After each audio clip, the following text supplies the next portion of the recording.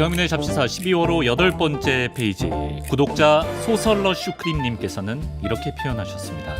PT쌤과 곽재식 작가의 공통점은 하나만 더를 남발한다는 것이다.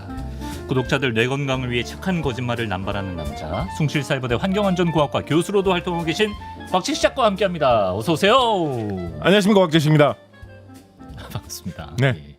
오늘 제 말투가 네. 좀 인위적이었던 것 같아요. 아, 어서 네. 오세요.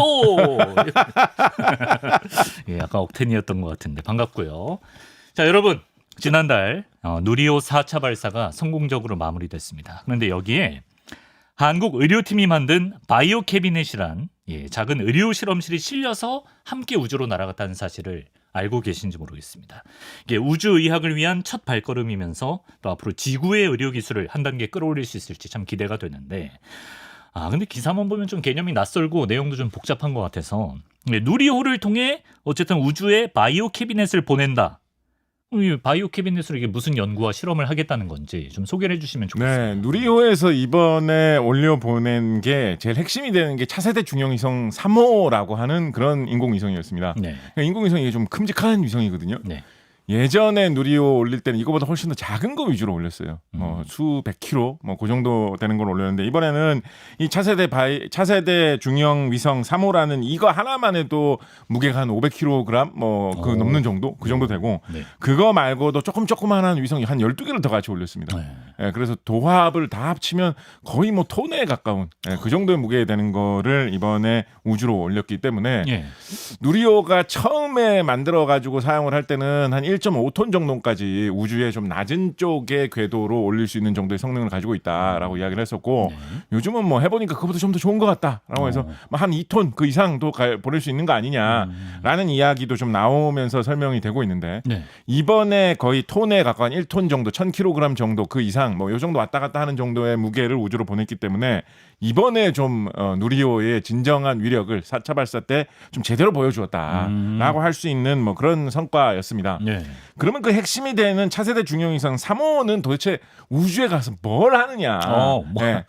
다양한 일을 합니다. 다양한 일을. 일단 많이 소개된 건 뭐냐면, 왜 이번에는 누리호를 밤에 쏘느냐 이 이야기를 하다가, 맞아요. 이 중형위성 3호가 하는 임무 중에 하나가 극지방에서 오로라를 관찰하는 그런 임무인데, 극지방에 가가지고 오로라가 잘 보이는 시간대에 잘 보이는 그런 위치에 가 있으려면 그러면 그 시간을 위성이 움직이는데, 돌아다니는데 시간이 있으니까 네. 그 시간하고 위성의 움직임을 계산을 해보면 그 밤에 그 시간에 발사를 해야지 제일 적당하다. 어두울 때. 그 이야기를 많이 했기 때문에 네. 차세대 중형위성 3호의 기능 중에 극지방의 오로라를 관찰하는 기능, 오로라 사진을 우주에서 찍는 기능. 생각해보면 이거 되게 환상적이고 멋지지 않습니까? 로맨틱하네요, 뭔가. 우리가 네. 오로라를 보면 항상 땅에서 하늘을 보면서 이렇게 오로라를 보잖아요. 네. 근데 지금은 우주에서 내려다보면서 오로라의 위쪽으로 이렇게 보는 거예요. 되게 시시하지 않을까요? 네? 근데 약간 좀 어떻게 올려다보는 보면 것보다. 그린란드 이런 쪽에 예. 북극권 지방에서는 이 오로라가 나타나면 이거를 무슨 좀 좋게 말하면, 이거 번역하는 방법에 사람들에 따라서 좀 다른 것 같은데, 좋게 말하면 천사의 날개지고 천상에서 내려온 어떤 춤이고 이런 식으로 이야기를 하고, 좀 번역을 좀 무섭게 번역하는 사람들은 귀신의 울음소리 이런 식으로 번역하기도 하거든요. 하늘나라에서 온 거니까. 네. 그거를 땅에서 이렇게 올려다 볼 수도 보일까? 있지만, 예. 천사를 이제 위에서 내려다 보기도 하는 거잖아요. 그렇게 치면 좀 멋있는 그런 건데, 그것만 하기 위해서 이 차세대 중형위성 3호에 이 500kg이나 되는 이런 몸무게가 필요하지는 않거든요. 다른 장비들도 많이 달려 있습니다. 네. 그 중에 중요한 그런 역할을 하는 좀 중요한 큰 덩어리 중에 하나가 바로 오늘 말씀을 꺼내주신 이 바이오 캐비넷이라고 하는 장비입니다. 네. 이 장비가 한 55kg짜리 정도 되는 자동화된 실험 장치고요. 그러니까 이 기계가 우주에 올라가서 자동으로 막 움직이면서 지 혼자서 작동을 하면서 이 생명과학, 그리고 제약, 의료 이런 부분에 도움이 될 수 있는 연구를 알아서 우주에서 수행하는 그런 장비입니다. 어떤 실험을 하는 게 주 임무로 설정이 되어 있느냐? 예. 세포를 우주에서 이렇게 뿌려가지고, 세포를 우주에서 뿌려가지고 그 세포를 이렇게 잘 붙여서 마치 지점토나 찰흙을 잘 빚어가지고 그릇이나 컵 같은 거를 만들듯이 지점토나 찰흙 대신에 세포를 이렇게 뿌려가지고 그걸로 세포를 뿌려서 뭘 만들까요? 장기 모양을 만드는, 그거를 우주에서 자동으로 하게 되어 있는 그런 장치입니다. 그런데 예. 우주에서 일단 첫 번째로 우주에서 뭐 이거 뭐죠? 이건 너무 또 옛날 예시라서 좀 죄송합니다만 이제 우리 이제 사랑과 영혼 고스트라는 영화의 예. 명장면에서 보면 예. Oh my love 백허그 해드리고 싶어요, 뒤에 가서. 예, 그 장면이 나오면서 이렇게 손으로 이렇게 멋지게 도자기를 빚는 장면이 아주 유명하지 않습니까? 유명하죠. 우주에 굳이 로봇 손을 이렇게 만들어 놓고 어. 그걸로 이렇게 막 세포를 빚을 이렇게 복잡하게 할 필요 없잖아요. 그렇게 안 하겠죠. 우주에서는 그런 사람이 도자기를 빚는 것 같은 그 손을 굳이 로봇 형태로 설치해 놓기보다는 지상에서 사용하는 3D 프린터하고 비슷한 장비를 이 바이오 캐비넷 내에다가 설치를 해가지고 그게 세포를 이렇게 뿌려주면서 붙여가지고 와. 장기 모양을 조그맣게 만들도록 이렇게 구성을 해놨습니다. 예. 그리고 세포를 뿌려주는데 네. 그 세포는 그러면 어디서 올까요? 어떻게 사용해야 될까요? 지구인. 예, 뭐 그런 식이에요. 그래요? 근데 이 이번에 나간 실험 기구 같은 경우에는 예. 줄기세포를 키워가지고 예. 줄기세포라는 게 이제 생각해보면 이것도 참 신기한 거죠. 우리가 어머니 뱃속에서 자라나가지고 처음으로 생명으로 이렇게 커 나가서 사람이 된다는 거 생각을 해보면 제일 처음에는 수정란 단 하나의 세포 같은 데서 우리가 출발한 거 아닙니까? 근데 그 세포가 불어나고 새끼를 치고 또 새끼를 치고 계속해서 커져가지고 어떤 부분은 손이 되고 어떤 부분은 발이 되고 어떤 부분은 간 세포가 되고 어떤 부분은 위장 세포가 되고 뇌 세포가 되고 어떤 부분은 뼈가 되는 식으로 다 이렇게 세포가 처음에는 하나로 출발했는데 그게 불어나면서 서로 다른 걸로 이렇게 바뀌는 거거든요. 예. 그 중간 과정에서 그렇게 바뀌는 역할을 해줄 수 있는 그런 게 바로 이 줄기세포인데 그래서 줄기세포만 잘 키우면 우리가 원하는 종류의 세포를 만들어낼 수가 있어요. 그래서 이번 같은 경우에는 줄기세포를 키우면서 우주에서 키우면서 그거를 심장세포 쪽으로 키워가지고 그거를 골라내서 3D 프린터 쪽으로 넣어주면 그 심장 세포를 뿌려서 붙여가지고 조그마한 심장 모양 진짜 쿵쿵 뛰는 심장 같은 거 만드는 건 아니고요. 예. 심장을 만든다는 느낌의 어떤 모양을 만드는 그런 거에 도전하는 그런 장비를 만들어서 이게 잘 되는가 실험을 해보려고 하는 것이 이번에 차세대 중형위성 3호에 탑재된 이 바이오 캐비넷의 기능입니다. 요 사업을 이끄는데 중요한 역할을 하신 분이 박찬흠 교수님이라고 이분 이제 의대 교수님이신데요. 이분은 약간 우주 이런 쪽에 되게 많이 빠지셔서 오래 이 일을 해오신 분이시거든요. 좀 빠져 계신 것 같아요. 예. 재밌는 게 이분이 이번에 이렇게 심장 세포로 하는 거를 기계를 이렇게 만들어서 올리는 걸 우주로 보내는 걸 하셨는데 이분이 제가 알기로 이비인후과 교수님이세요. 결국 이런 것만 기억난다고 나중에. 그래서 근데 강대원 박사님 해병대 나오고 이런 것만 기억이 난다고. 근데 이분은 사실은 이분이 정말로 사실 해보고 싶은 거는 예를 들어서 우주에서 뭐 코를 만든다든가 우주에서 고막을 만든다든가 이런 거였을 수 있죠. 그죠? 그런데 지금 이렇게 해보니까 심장에 관한 거를 해보는 게 제일 좀 잘 될 것 같다. 혹은 뭐 투자를 받기 좋을 것 같다라고 해가지고 일단 이거부터 먼저 시작을 해보시고 나중에 이제 이분이 열심히 계속 하시면 이제 우주에서 코도 만드실 수 있을지도 모르죠. 귀도 만드실 수 있을지도 모르죠. 그렇지만은 이번에는 이비인후과 교수님께서 우주에서 심장 세포를 가지고 이 3D 프린팅에서 모양을 만드는 이 신기하네. 실험 장치를 주도를 하셨다라고 보시면 되겠습니다.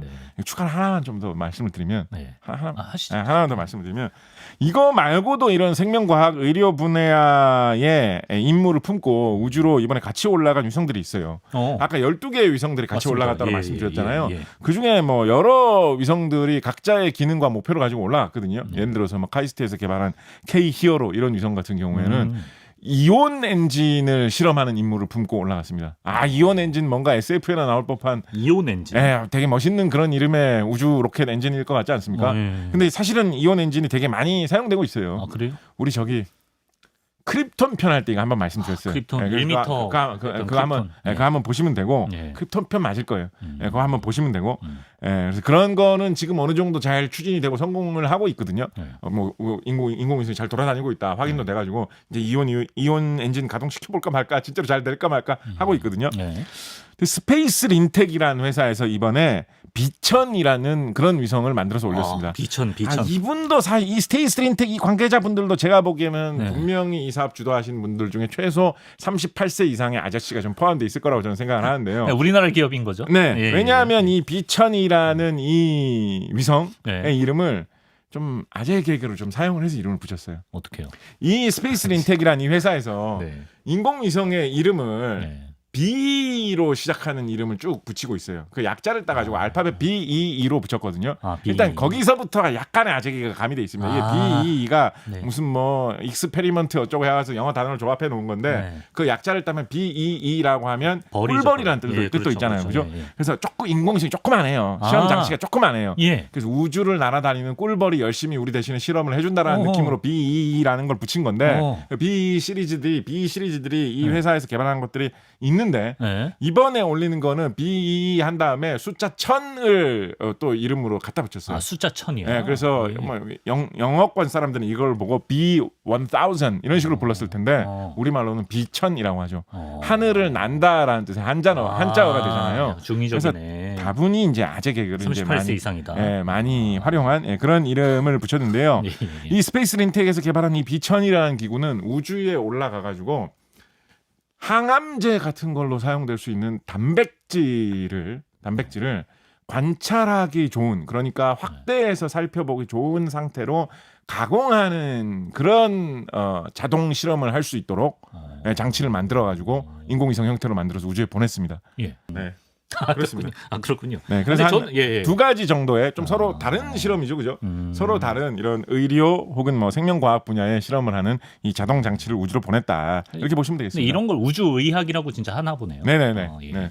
제일 궁금한 건 그렇게 뭐 3D 프린터로 뭐 장기 만들고 뭐 이렇게 항암 뭐 이런 거 하는 걸 왜 지구에서 안 하고 우주에서 하는 거예요? 왜 우주까지 가서 이걸 해야 되는? 정말 좋은, 이게 핵심적인 질문. 뭐 좋은 게 있으니까 할 거 아니야. 네. 예. 일단 아까 우주의학이라는 용어를 소개를 시켜줬는데 예. 우주의학을 보면 크게 이제 두 가지 관점이 있습니다. 예. 뭐 오늘 이야기하는 거하고는 좀 상관없는 관점으로는 우주에도 사람들이 많이 가잖아요. 예. 우주 정거장에서 사람들이 열심히 뭔가 일을 하고 있죠. 우리나라에서도 2008년에 이소연 박사님이라는 분이 우주 정거장에 가서 18가지 실험을 하고 돌아오신 적이 있죠. 아, 그렇구나. 그래서 우주에서 사람들이 많이 있기 때문에 그 사람들도 병에 걸리거나 아프거나 혹은 우주에 갔다 왔더니 몸이 어디가 안 좋아요, 할 수 있잖아요. 그러니까 그에 대한 의학도 필요합니다. 예. 그래서 그런 것도 우주의학의 범위에 들어갑니다. 예를 들어서 정말로 이거는 좀 SF 속에 나오는 일이지만 우주에 가가지고 어떤 사람이 이렇게 정말 중요한 사람이 그리고 앞날이 창창한 사람이 우주에서 일을 하다가 잘못해가지고 큰 병에 걸려. 뭐 예를 들면 심장이 다쳤다, 간을 다쳤다. 지구 같으면 심장 이식 수술이나 간 이식 수술을 하면 살 수가 있을 것 같아요. 근데 우주에 뭐 사람 몇 명 없는데 거기서 자기하고 이런 면역에 문제가 없을 만한 유전자가 잘 일치하는 간이나 뭐 심장 기증할 수 있는 사람은 어떻게 찾을 수 있을까요? 그죠? 못 찾죠. 그럴 때 3D 프린터로 이 사람의 줄기세포를 보내가지고 만들어낸 심장을 딱 찍어내가지고 이식을 한다, 간을 이식한다. 뭐 이런 것도 생각을 해볼 수 있습니다. 우주로 왕진 가는 느낌이네. 그러니까 이 사람 원래 우주에 있는 거죠. 우주에 있으면서 예. 어떤 기계의 도움을 받아서 우주에서 돌아가는 장비의 도움을 받아가지고 뭐 이런 약을 혹은 치료할 수 있는 이런 재료를 얻어낸다. 뭐 이런 것도 넓게 보면 우주의학의 한 부류라고 볼 수 있습니다. 그런데 우리가 좀 더 가깝게 보고 있고 더 우리가 이번에 실험을 하는 이유에 속하는 그런 우주의학은 그거하고는 좀 다른 방향이에요. 오늘의 핵심은 어떤 거냐? 지구에서 할 수는 좀 없는 실험을, 지구에서 하기는 되게 어려운 실험을 우주에서 함으로써 더 실험을 잘해보자. 지구에서는 만들기 굉장히 어려운 조건을 우주에서는 쉽게 만들어 볼 수 있으니까 우주에서만 관찰할 수 있는 굉장히 특이한 것을 관찰해보자라고 하는 게 오늘 얘기하려고 하는 우주의학이다라고 보시면 되겠습니다. 우주이기 때문에 잘 만들 수 있는 그렇죠. 특히나 요즘의 우주의학에서 제일 많이 이야기되고 있는 건 뭐냐면 초창기에는 우주의학하면서 어떤 것도 되게 많이 했었냐면 우주에는 방사선이 온 우주로부터 말 그대로 막 있는 그대로 막 다 쏟아지거든요. 그렇죠. 방사선을 막아주는 게 뭐 지구의 여러 가지 자기장이라든가 대기라든가 이런 거에서 제일 멀리 떨어져 있는 곳이 우주니까 그런 게 막 오거든요. 그래서 그 방사선에 뭔가를 노출시켜 보자. 어떻게 변하는지, 돌연변이가 뭐가 일어나는지, 잘 버티는지, 뭐가 오래 버티는지, 뭐 이런 거를 많이 연구를 했었거든요. 근데 그런 거는 우주 시대가 시작된 되게 초기부터 연구를 했었기 때문에 처음으로 인공위성이 발사된 게 1950년대 후반이지 않습니까? 벌써 막 한 60년 지났단 말이에요. 그런 류의 실험은 많이 이루어졌어요. 그리고 방사선을 지구에서 인위적으로 만드는 기술이 또 되게 많이 개발됐단 말이에요. 그래서 이런 류의 실험은 우주에서 하는 것이 과거에 비해서는 조금 관심이 줄어들었습니다. 지구에서도 충분히 이제는 그렇지만은 지구에서 아직까지도 하기 되게 어려운 실험이라서 이거를 하기 위해서는 우주로 무조건 가야 된다라고 하는 거는 우주의 어떤 특성을 이용하는 게 아직까지 이번에 이 차세대 중형위성 3호를 보내서 실험하는 것도 바로 이 이유 때문에 간 것이 많은데 뭐냐 바로 이 우주에는 중력이 없다라는 겁니다. 무게가 느껴지지 않는다. 떠다닌다. 이 특성을 이용하는 겁니다. 일단은 이거 우주먼지 선생님께서 이 이야기를 해주셨으면 더 좀 멋있게 이야기해 주실 수 있을 것 같은데 인공위성이 올라가서 돌아다니는 그 높이에서 진짜로 우주 정거장에 있는 사람들 보면 막 떠다니고 막 이렇게 하잖아요. 머리카락도 막 위로 다 뻗쳐 있고 막 이렇게 하잖아요. 근데 그거를 많은 분들이 착각하시기로 지구가 사람을 끌어당기는 게 중력이니까 지구에서 멀리 떨어져 있기 때문에 그렇게 중력이 안 느껴진다라고 생각하시는 분들이 꽤 많은데 그거 아닙니다. 그거 아닙니다. 그 높이는 지구에서 그렇게 정말로 지구에서 많이 떨어져 있으면 진짜 중력이 안 느껴지긴 해요. 그 이유 때문에. 근데 그 높이는 우리 인공위성이라든가 우주정거장이 떠다니는 높이는 지구가 끌어당겨요. 그 지구가 아주 잘 끌어당길 수 있는 높이에요. 아주 잘 끌어당겨요. 심지어. 그러니까 어느 정도 거리나면 그 거리가 우리가 여기서부터가 우주다라고 하는 높이가 지상에서 100km를 넘어가면 우주다라고 하거든요. 그래서 그걸 카르만 라인이라고 합니다. 참고로 지금도 미국에서 일부 사람들은 이 100km를 이야기하지 않고 그거보다 좀 더 낮은 높이를 이야기할 때가 있는데 왜 그러겠어요? 미터법을 안 써. 미터법을 안 써가지고 뭐 50마일인가 어쩌고 뭐 말도 안 되는 그런 걸 써가지고 100km보다 조금 더 낮은 높이를 우주에 경계라고 하는. 기분 나빠. 요즘도 미국에서 이 바람이 좀 없어지고 있어요. 왜냐면 뭐 러시아나 뭐 유럽이나 이런 데서는 100km는 넘어가야지 우주지. 다들 막 이렇게 하고 본인들이 있으니까 불편하니까. 불편도 있지만 자기 손이니까. 약간 미국이 기준이 낮다라는 게 조금 없어 보이잖아요. 50이라는 숫자가. 50마일을 미터법으로 한 사람이면 100km보다 좀 낮거든요. 그러니까 우리는 요거 넘어갔기 때문에 우주에 왔다라고 하면 뭐 러시아 사람들이 그거를 우주라고 할 수 있어라고 하면 약간 기술이 떨어지기 때문에 우리는 기준을 낮춘 것 같은 느낌이 들잖아. 그래서 요즘에는 미국에서도 그냥 카르만 라인을 많이 이야기합니다. 100km 선을 많이 이야기하는데 그래서 누리호가 인공위성을 올리는 높이도 그런 수 100km 단위의 높이예요. 100km, 200km, 300km 이런 정도의 높이거든요. 거긴 지구가 끌어당겨요. 왜냐하면 100km라는 게 그렇게 멀지 않은 뭐 서울에서 대전까지 뭐 서울에서 부산까지만 해도 뭐 400km, 500km 이렇게 되는데 그러니까 우리나라가 별로 크지도 않은데 그죠? 그 지구의 둘레가 4만 킬로 아닙니까? 그렇지요. 얼마나 아름다운 미터법입니까? 지구의 크기에 비해서 100km라는 거는 되게 뭐랄까요?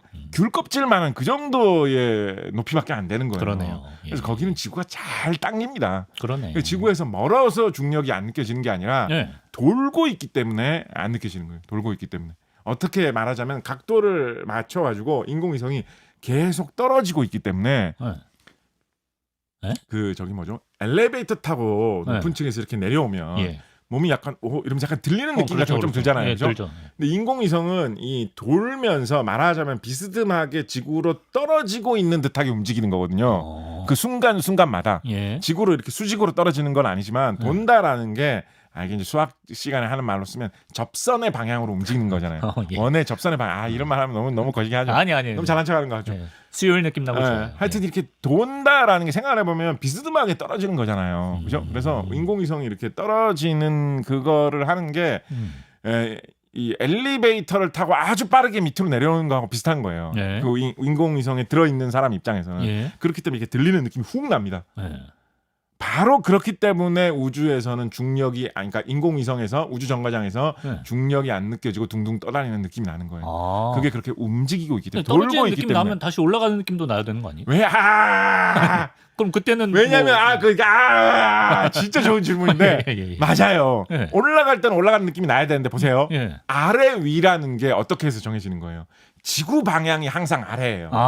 그러니까 도는 이상은 원형으로 도는 이상은 항상 떨어지고 있는 거예요. 항상. 이게 원형이라는 이 모양을 갖고 있기 때문에 이런 현상이 생기는 거예요. 그런가? 이거 되게 멋진 발상이에요. 이게. 이거 중력 계산하고 이런 건 뉴턴에 개발한 그 방식으로 하는 거잖아요. 뉴턴이 이거 생각해놓고 되게 좋아했어요. 그래요? 되게 막 환상적이고 전위적인 생각을 해냈다라고 생각을 하고 인공위성 같이 이런 식으로 계속 돌게 하는 이런 거를 만들면 계속 안 떨어지고 빙빙 돌게 할 수 있다라는 거를 생각해내고 이런 환상적인 멋진 생각을 해야 되나 하면서 되게 좋아했어요. 아, 그렇구나. 이게 항상 원 모양이기 때문에 지구 반대편으로 남반구 쪽에 가면 이번에는 북반구 쪽이 또 나의 아래쪽이 되는 거예요. 그죠? 참고로 달이나 이런 지구를 돌고 있는 다른 위성들이 안 떨어지고 있는 거 지구라는 행성이 태양 주변을 돌고 있지만 계속 그대로 돌고 있는 거 다 같은 원리입니다. 그래서. 그래서 그렇습니다. 네. 그래서 그것 때문에 우주에서는 중력이 안 느껴집니다. 오케이, 혹은 오케이. 느껴져도 아주 작게밖에 안 느껴집니다. 예. 그렇기 때문에 어떤 거를 할 수가 있느냐. 그렇지. 우리가 심장세포를 줄기세포를 키워가지고 심장세포를 만들어서 그 심장세포로 심장 모양 같은 거를 만드는 실험을 지금 굳이 우주까지 가가지고 돈을 몇백억 몇천억을 써가지고 누리호에 태워보내서 이걸 한다라고 했잖아요. 네. 그걸 대학원생들이 그렇게 하면 옆에 있는 지도 교수님들이 아니 그냥 네 실험실에서 그걸 하지 가뜩이나 예산이 없어서 헤매고 있는데 뭘 몇백억을 쓴다고 얘기할 거 아닙니까? 예. 왜 굳이 우주에서 하느냐. 네. 지구 생각해보세요. 지구에서 세포를 기른다라고 하면 세포를 기르는 장면 이런 거 영화에서도 많이 보셨을 거예요. 그럼 이렇게 유리 접시 같은데 이렇게 기르잖아요. 예. 세포를 키울 수 있는 뭐 배양액 뭐 이런 말 사용하죠. 세포와 영양분이나 세포에 필요한 물질들을 잘 흡수하는 거를 바닥에 깔아놓고 거기에 세포를 이렇게 떨어뜨려 놓고 잘 자라나라 제발 이렇게 하면서 기르거든요. 그러면 진짜로 진짜로? 염원하면서? 네. 왜냐하면 잘 키우기 쉽지 않아요. 어려워서 조건을 잘 잡기 전까지는. 예. 세포가 이렇게 자라나면 당연히 이렇게 바닥에다가 세포가 자라날 수 있는 물질들을 깔아놓고 기르기 때문에 세포가 그렇게 자라나면 세포가 새끼를 쳐가지고 불어난다고 하면 내 앞, 뒤, 양 옆으로 세포가 새끼를 칩니다. 그죠? 그 세포가 불어나면 불어날수록 점점점 옆으로 이렇게 커지면서 세포가 불어나기 쉽습니다. 평면적으로 옆으로 계속 퍼진다라는 거예요. 세포가 굳이 영양분이고 뭐고 다 바닥에 깔려 있는데 세포가 굳이 자기 머리 위에다가 새끼 세포를 아니죠. 만들지 않아요. 유리 접시 위 평면으로. 그렇게 당연히 그렇게 되죠. 그렇죠, 머리 그렇죠. 위로 이렇게 세포를 만들다 가려고 하다가 그냥 앞으로 이렇게 될 거 아니에요. 그죠? 옆으로만 세포가 자라나게 됩니다. 그러면 아무리 해도 사람 심장이 종이장 형태가 아니잖아요. 그렇게 자연스럽게 길러서는 심장 모양처럼 이렇게 하기가 너무 어렵습니다. 그러네. 3D 프린터 같은 거 쓰면 되잖아. 그죠? 그래서 인위적으로 그거를 세포가 그런 식으로 생기면 잡아 떼가지고 그걸 이렇게 위에다가 얹는다거나 뭐 이런 식으로 해서 모양을 잡는 방식으로 만드는 그런 방법을 사람들이 많이 생각을 합니다. 근데 그렇게 하면 어떤 문제가 생기겠어요? 우리가 어머니의 뱃속에서 자연스럽게 자라날 때는 온 몸 전체가 이렇게 하나하나 세포가 자연스럽게 어머니 뱃속에서 이런 양수 속에서 이렇게 자라나면서 차근차근 생기는 거다 보니까 전체적으로 균형을 맞추면서 잘 이렇게 자라나지만 이번에 우리가 이렇게 심장을 만들려고 하는 거는 밑도 끝도 없이 손도 발도 뼈도 아무것도 없는데 당장 심장부터 에라이 만들어보자 이러면서 만드는 거잖아요. 그죠? 그래서 그렇게 만들면 제일 쉽게 일어날 수 있는 일은 뭐냐면 그렇게 세포를 만들어 놓고 위에다가 심장 모양으로 한번 올려볼까라고 하면 밑에 있는 세포가 찌그러집니다. 무게 때문에 찌그러집니다. 그런 일이 비일비재하게 발생을 합니다. 그래서 그런 일이 안 생기게 하기 위해서 지구에서는 별의별 복잡한 기술을 다 써야 돼요.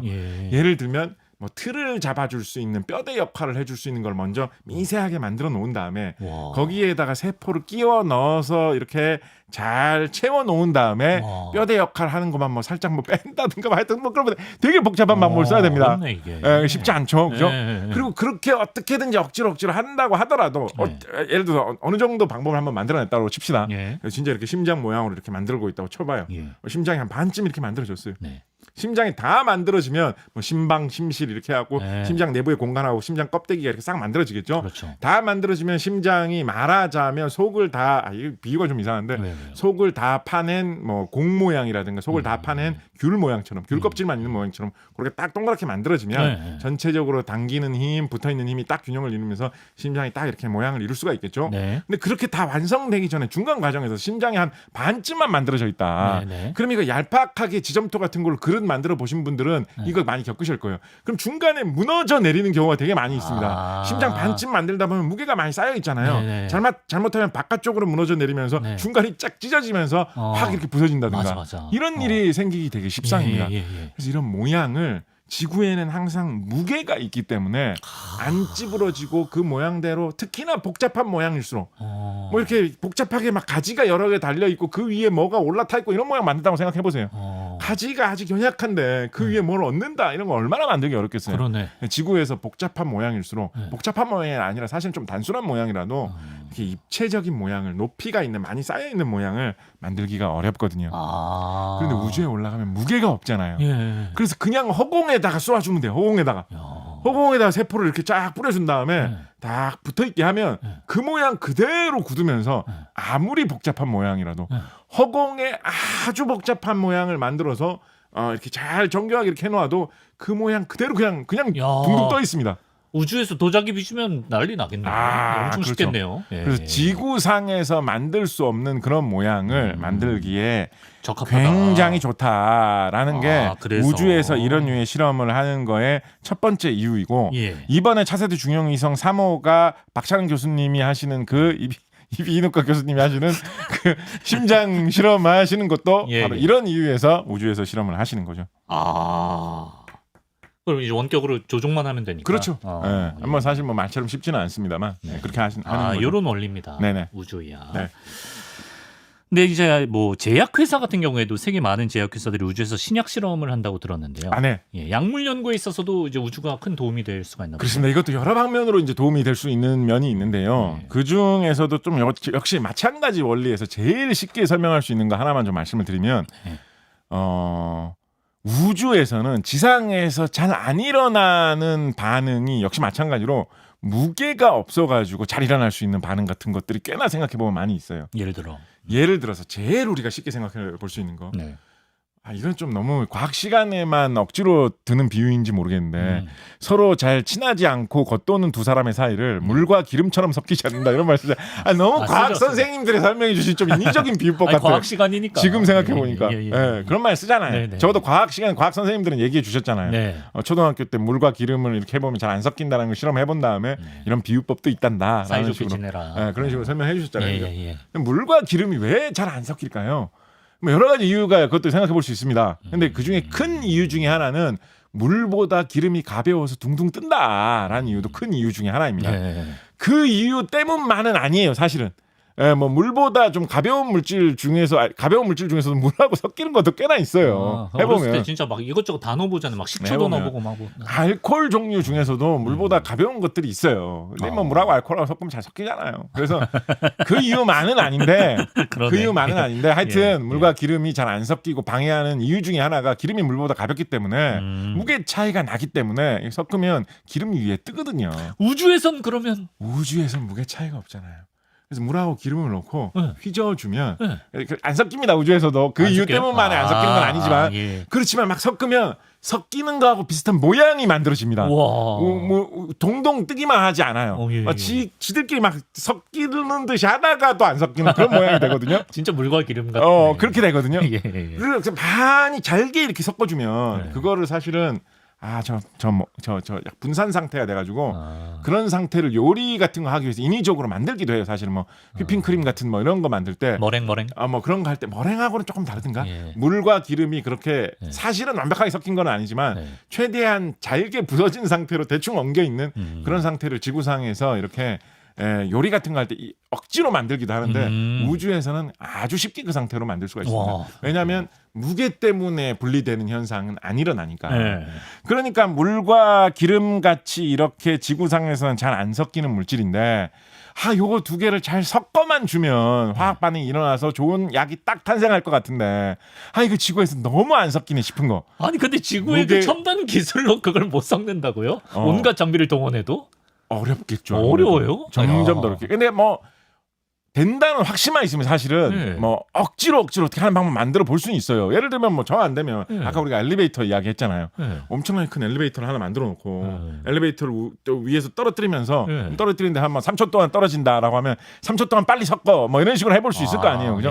이게 확인만 되면 그런 큰 설비 같은 걸 만들어서 뭐 실험해보고 이런 거 해볼 수 있을 텐데 뭐 확인도 되기 전에 엘리베이터 공사할 수 없잖아요. 그래서 그런 식의 생각을 해보면 이거 우주에서 실험하는 게 의미가 있고 정말 아무리 해도 안 되는 경우도 있어요. 아, 그래요. 예를 들어서 섞는 게 정말 균일하게 섞여야 되고 이 물질들이 만들어줄 때 네. 2초 안에 싹 섞여야 되는데 2초 동안 섞기는 도저히 어려울 것 같다. 이런 경우 있을 수 있단 말이에요. 예. 지구에 이 무게라는 게 있기 때문에. 그래서 그런 경우에 이거를 만들어주기 위해서는 우주에 올리는 방법, 이런 방법을 사용해야 될 수가 있습니다. 네. 이거 뭐 같은 이야기인데 어떤 경우에도 이런 우주에 올리는 거를 생각을 해볼 수가 있냐면 이렇게 뭔가를 실험하면서 뭔가를 만들다 보면 막 약품을 액체로 된 약품을 막 섞어서 만들다 보면 그게 막 엉겨가지고 뭐 가루가 생긴다든가 엉겨 있는 이런 굳은 덩어리가 생긴다든가 이런 일들도 많이 일어나잖아요. 네네. 뭐 그런 게 생기면 당연히 지구에서는 그 엉겨 있는 덩어리 가루 같은 게 생긴 거는 바로 무거우니까 바닥에 가라앉든지 아니면 가벼우면 위로 동동 뜹니다. 그죠? 예. 그러면 그때부터는 원래 그 섞여 있는 상태로 일어나야 될 반응은 안 일어나게 되겠죠. 네네. 바닥에 가라앉아서 깔려버리니까. 그렇죠. 그런 식으로 계속 깔려가지고 제일 밑에 깔린 거는 이제는 다른 물질들하고 닿지도 않을 거 아니에요. 밑바닥에 깔려버리면 그죠? 그러면 그 추가로 계속 반응이 일어나 줘야지만 뭔가 우리가 원하는 마지막 약품이 될 텐데 그렇게 안 되면 뭐 이거를 온 힘을 다해서 뭐 저어보자 뭐 이렇게 막 통을 전체로 막 이렇게 다 막 휘돌려 보자 뭐 별의별 방법으로 해도 그게 안 된다. 가라앉지 않도록 하기 위해서 되게 노력을 많이 하겠죠. 그렇게 해서 되는 경우도 있습니다. 이게 자꾸 중간에 반응이 일어나다가 바닥에 가라앉아가지고 깔리는 게 너무 고민이다. 야 그러면 최대한 퍼 올려봐, 저어봐, 쉬지 않고. 온 힘을 다해서 예. 기계를 만들어서 뭐 이렇게 하면 되면 되는 경우도 있습니다. 그죠? 어. 근데 아무리 그렇게 해도 안 되는 경우도 있을 거 아니에요. 그죠? 그럴 때는 이제 우주에 올리면 그렇게 덩어리가 생기고 가루가 생겨도 안 가라앉고 그 자리에 그대로 그냥 떠 있습니다. 예. 그러니까 수백 년 지상에서 섞어보려고 했던 과학자들이 답답함 끝에 올려보내는 거예요. 지상에서는 일어나지 와. 않는 반응이 일어나가지고 예. 우주에서 전혀 새로운 물질이 만들어질 수가 있는 거죠. 예. 그래서 그런 게 필요하다라고 할 때 우주로 올리는 이런 거를 많이 하는 거죠. 네. 근데 그래서 이거 하나만. 어우, 시간 빨리 가. 하나만. 하시죠. 예, 네. 하시죠. 그래서 이제 손가락이 나루호 같네요. 예. 그래서 이게 이가 좀 위험한 이야기이긴 한데 예. 위험한 이야기인데 할까요 하지 말까? 그러니까 위험한 이야기를 하니까 괜히 위험한 이야기 같잖아. 오케이. 안 위험한 이야기라는 느낌으로 할 수도 있어요. 예. 그래서 이거 생각을 해보면 이런 우주 약물 개발 같은 거는 네. 하고 나면 결국은 어떻게 해야지 좋냐면 그거를 지구로 회수해서 사람한테 줄 수 있어야지 사실은 이게 의미가 있는 겁니다. 그죠? 우주에서 약을 막 만들었어. 와 드디어 최고의 암 치료제를 만들었다. 그러네. 근데 그 우주에서 계속 돌고 있으면 네. 치료 받으려고 사람이 올라가가지고 그 약을 주입받을 수는 없잖아요. 그죠? 지구로 약을 와야 만들면 되는데. 지구로 다시 회수를 해야 돼요. 회수를. 다시 무너져요? 다시 아니요. 완성되면 뭐 다시 무너지는 경우도 사실은 있죠. 장기 같은 거 다시 예, 무너져. 그냥 다시 무너지는 경우도 있죠. 그죠? 그냥 예. 그렇지만은 일단은 잘 완성되면 잘 굳어 있다라는 예. 그 전제하에 오케이. 그럼 그걸 지구로 회수를 해야지 쓸 수 있을 거 아니에요. 예. 그죠? 근데 이거를 지구로 회수하는 기술이 굉장히 사실은 쉽지 않습니다. 아, 그래요? 생각을 해보면 우리가 지금까지 누리호 1차, 2차, 3차, 4차까지 했는데 네. 그렇게 해서 우주에 많은 걸 보냈는데 네. 그 중에서 우리가 지구로 다시 가져온 건 아무것도 없어요. 우리나라는 아직까지. 지구로 회수해 온 건 없어요. 그 우주로 엄청난 속도로 총알보다 빠른 속도로 우주로 내던져가지고 우주로에서 지구를 빙빙 돌게 하고 있는 그거를 네. 다시 안전하게 속력을 늦춰가지고 지구에 사뿐하게 내려오게 하는 거. 아, 그렇구나. 그거를 지금까지 우리가 성공해 본 적이 없어요. 아, 그렇구나. 예. 근데 이거를 어떻게 좀 해야 되지? 껄쩍지근하게 이해를 하시면 껄쩍지근하게 이해할 수도 있는데 오늘은 그 이야기는 하지 않고 왜요? 근데 이거를 우리가 이런 과학 연구를 위해서라도 아. 이걸 할 필요가 있습니다. 그렇게 해야지 진짜로 이게 다음 단계로 나갈 수가 있으니까. 그죠? 나아가서 이렇게 우주에 있는 거를 지구로 안전하게 데려올 수 있는 이 회수할 수 있는 기술이 있어야 네. 사람도 우주에 갔다 올 수 있을 거 아니에요. 아, 일론 머스크는 뭐 재활용한다면서요, 로켓. 일론 머스크는 뭐 네. 재활용할 수 있을 뿐만 아니라 네. 재활용도 엄청난 거지만 네. 일론 머스크는 자기 회사에서 만든 로켓이 워낙에 그리고 자기 회사에서 만든 로켓으로 보내는 우주선도 워낙에 안정적이기 때문에 거기에 세계 각국의 사람들을 승객으로 태워서 사람을 우주선까지 보냈다가 자기 회사에서 상업적으로 개발한 그걸로 다시 지구로 무사히 데려오는 이런 일들을 벌써 여러 번 했죠. 그럼 우리도 언젠간 할 수도 있으니까. 그러니까 예. 사람을 보내서 다시 우주로 보냈다가 지구로 무사히 귀환시키려는 걸 한다라고 하려면 네. 당연히 약을 우주에서 이렇게 만든 거를 네. 지구로 무사히 다시 한국으로 그것도 뭐 한국의 예. 어떤 바다로 어. 내려오게 하는 기술 네. 여기 이제 이 다음 단계로 투자가 되어서 만들어지는 거를 우리가 꿈꿔봐야 되는 거죠. 꿈꾼다면은 이 시도를 계속 할 수 있는 거죠. 예. 이차 뭐가 위험하다? 아유 그뭐 넘어가 주세요. 위험한 부분. 예, 알겠습니다. 이게 조금 이제 상상을 많이 하시는 분은 어떤 식으로 상상을 많이 하시냐면 예. 미국에서 처음으로 이렇게 우주 궤도에 나가가지고 우주를 돌아다니고 돌아온 사람이 존 글렌이라는 사람입니다. 그래서 지금 그 제프 베이조스 회장님 회사에서 만들어서 보내는 그 로켓 우주선 이름을 뭐 뉴 글렌이다 이런 식으로 뭐 부르고 있거든요. 이 존 글렌이라는 이 우주 비행사 이름을 따가지고 이분이 미국 사람 중에 처음으로 우주에 나가가지고 이렇게 우주 궤도를 돌고 돌아오는 거를 할 때 탔던 그 우주선의 무게가 한 1,300kg 정도예요. 1,300kg? 네. 그러면 누리호가 실을 수 있는 아까 그 무게라고 했던 거하고 1.5톤 얼추 비슷하네. 그렇죠. 네. 근데 지금은 그거보다도 더 많이 보낼 수 있는 것 같다라는 얘기까지 아까 했잖아요. 심지어 4차 발사 때 지금 1,000kg 정도에 이미 깨끗하게 성공됐어요. 그죠? 그러니까 1,300kg 정도의 뭘 만들어가지고 우리도 충분히 믿을 만하게 기술만 이게 안정화만 된다면 사실은 이분이 우주에 갔다 온 거 벌써 몇십 년, 한 60년도 더 전이에요. 그때 정도에 되는 걸 우주에 보냈다가 한국인이 만든 로켓과 우주선을 타고 우주에 갔다가 돌아오는 거 해봐야 되지 않느냐. 뿐만은 아니다. 이게 되게 그렇게 멀리 있는 기술도 아니. 지금의 누리호 정도의 출력으로도 이 기술이 안정화만 되어 있다면 100% 우리가 믿을 수만 있다면 그리고 우주에 있던 거를 지구로 다시 되돌아오게 할 수 있는 그 다시 돌아오게 하는 그 기술만 확보되어 있다면 지금의 누리호보도 상상은 해볼 수 있는 거거든요. 그래서 저는 저 말고 제가 뭐 이걸 주장한다기보다도 근데 이제 탄식하시는 거 보니까 약간 지원 같은 게 안 되나 보다. 이거는 뭐 제가 검색해 보세요. 이거는 그래서 하나만 더 뭐 벌써 뭐 굵직한 걸로 하나만 더 하셔도 돼요. 약간 그러면 하나 또 1+1 하시려고. 아니 하나만으로 끝낼게요. 약간 과학적인 이야기를 해볼까요? 아니면 과학적이지 않고 어떤 방향성이라든가 문화적인 이런 이야기를 해볼까요? 어떤 쪽 이야기를 듣고 싶으십니까? 의견들 좀 주세요. 문학적인 거, 과학적인 거. 문화적인 거, 과학적인 거. 과학적인 거 손 들어보세요. 과학적인 거. 아무도 손을 안 드네요. 제 얘기를 듣고 있는 걸까요? 손 들었어요. 과학적인 거. 과학적인 걸로. 과학 시간이니까. 이런 쪽으로 연구하는 것 중에 우주에서 또 많이 활용을 해가지고 하고 있는 걸로 아까 우리 저기 비천 지금 좀 순조롭게 되고 있지는 않다라고 12개 위성 중 하나였죠. 비천이 하려고 했던 게 뭔지를 조금 더 상세하게 설명을 드리도록 하겠습니다. 항암. 항암제로 사용하는 단백질을 확실하게 분석해보기 위한 실험을 하려고 했다라는 건데요. 이게 결정적으로는 뭘 하려고 하는 거냐면 단백질의 그 확대해서 본 모양이 어떤지를 정확하게 보려고 하는 겁니다. 여기서 확대해서 본 모양이라는 거는 원자와 원자들이 어떻게 붙어 있는지를 보려고 하는 거예요. 원자 정도의 크기에서. 그러니까 배율로 따진다면 한 100만 배 확대 그림 정도를 보고 싶어 하는 거예요. 그러니까 우리가 뭐 저기 주기율표 시간에 원자에 대해서는 이야기를 많이 했잖아요. 우리가 물이라는 물질은 원자 3개로 이루어졌다라고 하는데 무슨 원자들이 붙어서 물이 되는지 혹시 이 정도는 우리가 많이 했죠. 연습삼아. 산소 또 수소 둘. 산소 하나에 수소 둘이 붙어 있는 게 물입니다. 그죠? 그리고 과학자들은 그게 산소하고 수소 2개가 아무렇게나 붙어 있는 게 아니라 중간에 산소가 있고 수소가 양옆에 붙어 있다라는 걸 알아냈어요. 그리고 그 산소를 중심으로 양옆에 수소가 붙어 있는데 그게 나란히 일자로 붙어 있는 게 아니라 살짝 꺾인 상태로. 약간 보통은 이거 V자 모양이라고 하면 생각하기 쉬울 텐데 보통 화학책에서는 뒤집어진 V자 모양으로 그림을 많이 그립니다. 그리고 그 V자 모양을 이루는 각도가 얼마인지도 사람들이 알아냈어요. 그래서 이런 거를 알아냅니다. 수많은 실험을 해가지고 이런 걸 알아냅니다. 그런데 우리가 단백질이라고 하는 거는 사람 몸속에서 수많은 일들을 해주는 뭐 소화를 시켜주는 혹은 뭐 사람의 호르몬이 되는 이런 것들도 다 단백질의 일종이거든요. 효소가 되어서 뭐 사람을 어떻게 변하기도 하고 이런 거 다 단백질이거든요. 그런 단백질들은 단순한 것도 원자 수천 개가 붙어서 있는 거예요. 원자 몇 만 개가 붙어서 단백질 하나가 되는 것도 아주 허다합니다.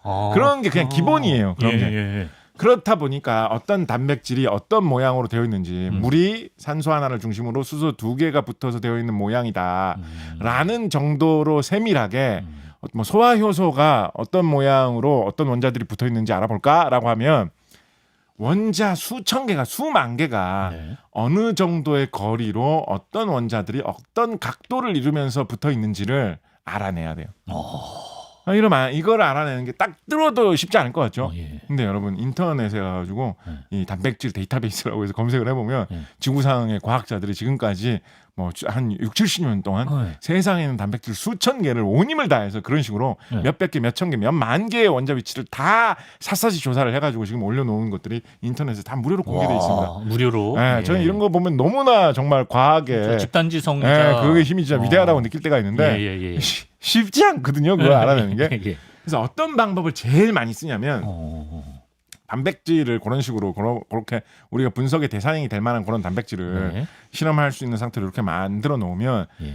진짜로 고기 국물 비슷한 그런 형태가 돼요. 일단 물에 녹아 있는 그런 모양이 돼요. 아 그래요? 예, 뭐 그런 모양의 그런 물질이 우리가 연구할 대상이 됩니다. 네. 그럼 그걸 이제 수십만 배, 수백만 배로 확대해서 봐야 되는 건데 네. 이런 렌즈가 있는 현미경 같은 걸로는 아무리 확대해서 봐도 네. 그렇게까지 확대하는 게 절대로 불가능합니다. 아 그래요? 근본적으로 안 돼요, 아예. 네, 그래서 뭔가 다른 방법으로 간접적으로 그거를 원자들이 어느 정도로 붙어있는지 알아내야 되거든요. 어떻게 봐요? 이게 중요하기도 되게 중요해요. 원자 두 개가 수천 개의 탄소 원자, 수소 원자, 산소 원자 같은 게 붙어가지고 어떤 모양을 이루고 있는데 네. 모양을 이루고 있는 게 전체적으로 7천 개의 탄소 원자들이 대충 한 60도 각도를 이루면서 붙어 있다라고 할 때하고 예. 60도가 아니라 중간에 한 80도 정도로 꺾여 있는 모양이 하나 있다라는 그 차이 때문에 네. 그게 약이 될 수도 있고 독이 될 수도 있는 거거든요. 아. 네, 방금 전에 말씀드린 차이면 거의 치명적일 정도로 큰 차이예요. 와 20도 차인데. 네, 그거 그 방금 전에 말씀드린 차이면 어마어마하게 큰 차이고요. 그래요. 그거보다 훨씬 사소한 차이로 만 개의 원자 모양 중에 9,997개의 원자 모양이 똑같은데 네. 원자 단 3개가 조금 다른 위치에 있다라는 것 때문에 예. 사람이 병이 드는 경우 이런 경우도 뭐 꽤 많습니다. 이거 진짜 그래서 이 중요하네. 모양을 이 수많은 원자들의 모양 위치 각도를 정확하게 아는 게 중요한데 어떻게 보냐고. 보는 방법이 잘 없기 때문에 예. 어떤 방법을 쓰느냐 예. 그 단백질들이 들어있는 그 국물을 마셔요? 굳힙니다. 아, 예. 굳힙니다. 굳혀요. 굳혀서 딱딱한 이런 고체 조각으로 만들어요. 약간 그러면 젤라틴 느낌? 젤라틴보다 더 딱딱하게 줘요. 딱딱하게. 예. 약간 이거 비유가 좀 거시기한데 사실은 재질도 그렇고 실질적으로도 그렇고 약간 눈곱 비슷한 모양이 됩니다. 눈곱. 근데 곰 느낌 곱. 보통은 그거보다는 좀 보석 같다라고 많이 묘사를 해요. 예. 좀 교과서 같은 보석 데서는. 모양 곱. 확대한 모양을 보면 진짜 보석 같기도 해요. 예. 보석같이 생기고 실제로 그거를 네. 결정화를 시켰다라고 하기 때문에 크리스탈라이제이션을 시켰다, 결정화를 시켰다라고 이야기를 합니다. 진짜 확대해 보면 진짜 보석 같은 모양이에요. 네. 그런 모양이 돼요. 그러면 그걸 가지고 어떻게 하느냐? 네. 거기에다 빛을 쪼여줍니다. 예. 빛을 쪼여주면 이게 보석을 가지고 이렇게 보면 빛이 반사되는 각도, 통과되는 각도에 따라서 빛이 막 꺾이고 이렇게 모양이 바뀔 거 아닙니까? 그렇죠. 다이아몬드나 뭐 아니면 뭐 유리 같은 것도 이렇게 비춰보면 그 빛을 통과하면서 그것 때문에 막 희한한 무늬가 생기기도 하고 반짝반짝한 빛깔이 생기기도 하고 이런 게 막 달라질 거 아니에요. 맞죠. 예. 그게 어떤 식으로 나타나는지를 보고 네. 역으로 계산을 해가지고 이거 어떻게 그 하냐? 근원이 돼 있는 단백질의 원자 배치가 어떻게 돼 있는지를 역으로 계산해내는 방법을 사용합니다. 그것도 보통 빛을 투과했을 때는 그런 현상이 선명하게 안 보이거든요. 그래서 X선을 쪼여줘요. X선을. X선을 쪼여줬을 때 그렇게 단백질을 굳혀놓은 게 그 빛을 교묘하게 비트는 그런 절묘하게 그렇게 바꾸는 그거를 제일 잘 일으키거든요. 와 이게 돼요? 이게 진짜 말도 안 되죠. 유리 만드는 게 규소죠. 네, 맞아요. 예를 들어서 유리를 보고 규소의 모양을 알 수 있다는 거예요? 그거 정도는 하잖아요, 사실은. 그런가요? 그거 정도는 안 하잖아요. 해봐서 예를 들어서 모르죠. 제일 간단한 거. 예. 우리 그 탄소 편할 때 그 얘기 많이 했죠. 탄소가 아무렇게나 모여 있으면 숫덩어리고. 그렇지. 한 그거 하는 3개 거다. 정도 이렇게 맞다. 각도로 돼 있으면 흑연이고. 맞다. 정확하게 4개씩 탄소가 서로 돼 있는 거 규칙적으로 잘 배열돼 있으면 깨끗한 다이아몬드 모양이 나온다. 말씀드렸잖아요. 그런 같은 거구나. 그러니까 그런 아주 단순한 거는 그냥 생 눈으로 보고도 알 수 있는 게 있어요. 그죠? 네, 그런데 그 정도로는 이 단백질의 수천 개의 원자 하나하나를 찾아내려면 그 정도로는 안 되기 때문에 빛 중에서도 X선을 쏘여주고 그것 때문에 생기는 그 빛이 구부러지는 그 절묘한 무늬를 계산을 쫙 해가지고. 근데 이게 진짜 이거를 어떻게 저도 대학 시절에 이거 배우고 나서 이제 깜짝 야 진짜 세상의 과학자들이 너무 똑똑하다 막 생각을 했어요. 똑똑하네. 근데 이거를 사람들이 시도해서 하나하나 쌓아간 게 처음에는 진짜 간단한 물질부터 시작했습니다. 그런데 지금은 진짜 이렇게 수천 개의 원자들이 모여있는 단백질 이런 것도 하게 되었거든요. 근데 이걸 이렇게 어렵지만 하면 되는데 왜 우주에서 단백질? 그래서 이걸 한지 지금 100년 정도 돼가지고 이 기술이 지금 어떤 최고조에 지금 달해 있습니다. 지금 이제 별의별 다 합니다. 무료로 공유도 되고. 그런데 이걸 할 때 난점이 뭐냐? 난점이 있으니까. 이렇게 빛을 쪼였을 때 정확한 이렇게 딱 계산하기 좋은 모양을 얻으려면 그 단백질들이 굳을 때 정확하게 규칙적으로 한 방향을 이루면서 딱 규칙적으로 붙어야지 될 거 아닙니까? 붙어서 네. 굳으면서. 그렇죠. 단백질 한 덩어리는 다 이쪽으로 붙어 있고 단백질 몇 개는 이쪽으로 붙어 있고 네. 그런 식으로 대충 아무렇게나 엉겨 붙어가지고 이런 덩어리가 진다라고 하면 빛을 비췄을 때 나오는 그 모양을 가지고 규칙적으로 역으로 계산해서 그 단백질을 이루고 있는 원자 하나하나의 모양이 어떤지 계산을 한다는 게 어려울 거 아니에요. 패턴이 안 나오죠. 패턴이 안 나올 거야. 정확하게 이해를 하시네. 예. 바로 그런 거예요. 그래서 패턴이 정확하게 계산대로 딱 나오는 그 계산하기 쉬운 모양이 되려면 단백질들이 수없이 많은 단백질들이 항상 한 방향을 이루면서 쪼르르르 붙게 만들어야 됩니다. 예. 그래서 그거를 뭐 단결정을 만든다라고 이야기합니다. 네. 결정화를 시키는데 굳히는데 한 방향으로만 붙게 만든다라는 뜻에서 네. 그래서 다들 그렇게 하려고 노력해요. 그래서 그걸 하기 위해서 별별 일을 다 합니다. 안 제일 되네요. 많이 하는 방법이 뭐냐? 예, 예. 여러 번 해보는 거예요. 여러 번. 여러 번 하면 한 번은 걸리겠지. 이거 단백질 이거를 단백질 액선 결정하기라고 하거든요. 예. 단백질 액선 우리나라에도 하시는 분들 많은데 예. 제 뭐 대학교 친구 중에도 이거 하셔가지고 교수 되신 분들 뭐 강지정 교수 뭐 이런 분들 있는데 이런 거 하는 분들 제일 많이 하는 게 뭐냐? 네, 네.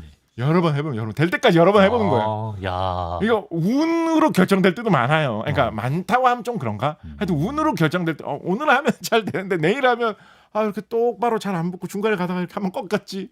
대단하시다. 뭐 이렇게 튀튀하게 나왔지. 네. 뭐 이게 운으로 결정될 때도 많고 네. 여러 가지 방법으로 조건을 잘 잡아줘야 되는데 어렵네. 이게 단백질이 모양이 별의별 가지각색이 다 있을 거 아닙니까? 예. 성질도 다 다르고 그죠? 예. 하다 보면 어떤 게 있냐면 이렇게 어느 정도 덩어리가 될 때까지 단결정으로 딱 규칙적으로 키워야 되는데 만들다 보면 자기들끼리 좀 묵직하게 빨리 엉겨 붙어가지고 국물 속에서 지 혼자 먼저 가라앉아 버리고 이렇게 될 수 있을 거 아니에요.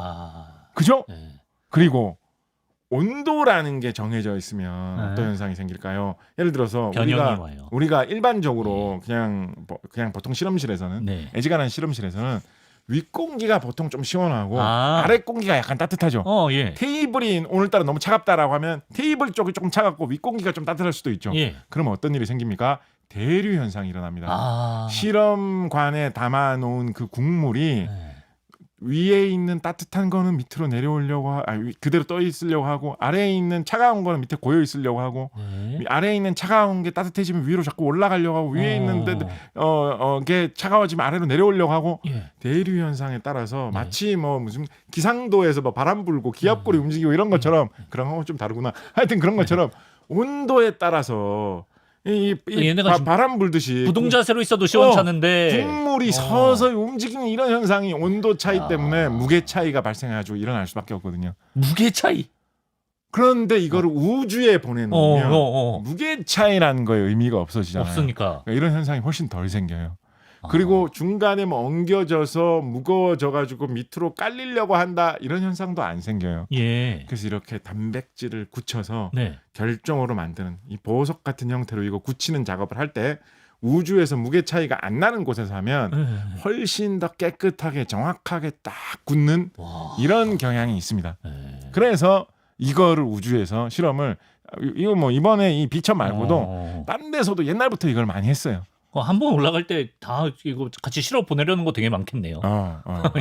그걸 많이 했어요. 예. 그래서 요거를 뭐 이거를 한 이 업체 쪽에서는 네. 이거를 우리가 뭐 연구를 하기 위해서 이걸 하는 것도 있지만 이런 이야기도 하거든요. 이거를 아예 우리가 이 기술 자체를 우리가 되게 성숙화 시켜가지고 이거를 전문적으로 대행해주는 사업을 우리가 해보겠다.